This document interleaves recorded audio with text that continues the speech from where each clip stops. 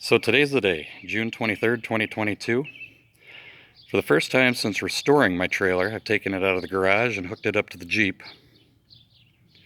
just to make sure that the alignment was right. I'd originally bought a standard pintle hinge, but it didn't provide the proper level that I was looking for. So I had to buy an elevated version to get the proper height.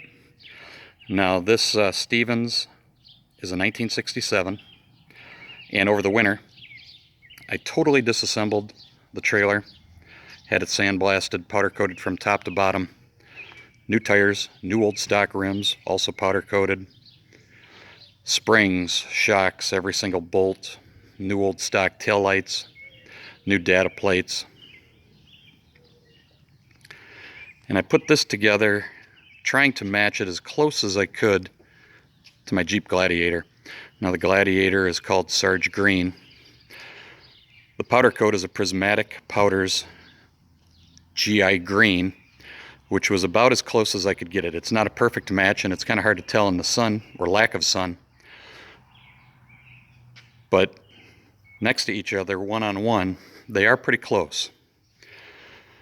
I would say that in disassembly and reassembly, I probably have 20-25 hours of total work time into it.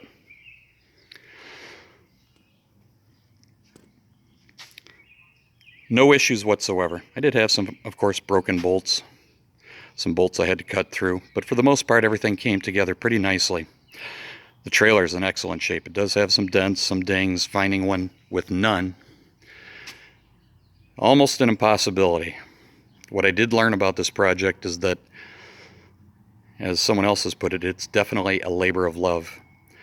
The trailers that are at a premium, you're not going to find one in good shape for an excellent price. And then by the time you're done putting everything into it, you got some money wrapped up into it.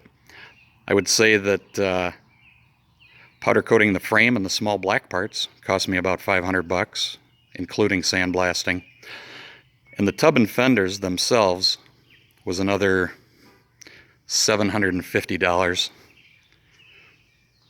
Tires themselves were probably a total of $400 with shipping. Rims were $50 each.